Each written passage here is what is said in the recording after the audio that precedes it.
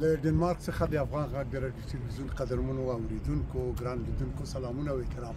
دا ځل خو چې راغلی یم د افغانستان مشرقي سیمې ته ځم، د قندهار خولۍ مې ځان سره راوړی. بل ځل خو په کول څنګه کې دا د وطن کلتور او فرهنګ د خلک دا ډول کالي لري. پارسه فایزه جان را سره ده او دا اوس زه فکر کوم چې موږ دلته داسې یو ځای کې یو چې دا به اوس وروسته خپل وطن کې ښه نو سلامونه او نیکې هیلې ټولو قدمونه او دا کامرې ته ووایي چې لږ وړاندې راشي که نه چې دا غږ ثبت کړي زموږ که نه او دا منطقه کومه منطقه ده زه نه پوهېږم. دلته دا دوستان نه پوښتنه وکړم وروره دا کومه منطقه ده؟ سلامونه جوړ په خیر څنګه جوړ په خیر څنګه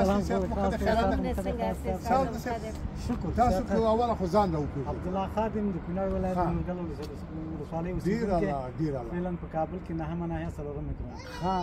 دغه سیمه کومه سیمه ده؟ دا د کابل ولایت مربوط سروبي ولسوالۍ کې یو منطقه ده د نغلو په نامه.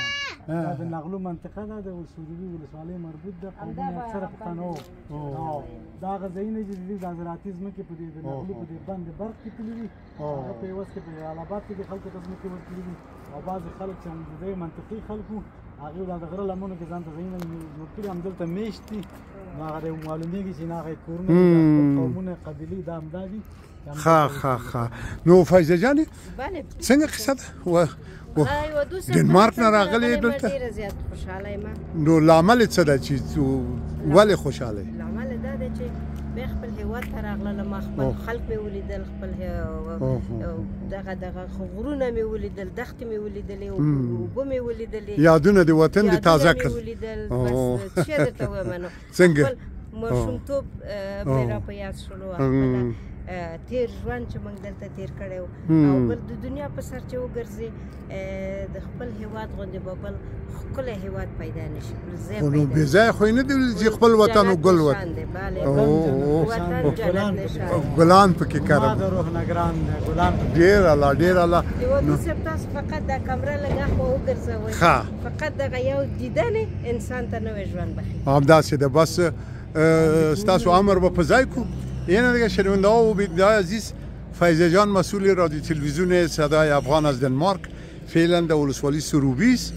خوش است و همین فضل خدا که راه باز است، انسان کشته نمیشه و لااقل آدم میتونه از همین کشورهایی که ما در اونجا بیگانه هستیم لااقل بیاین به کشور خود و خانواده و فامیل و ولسوالی و ولایت خود ببینن.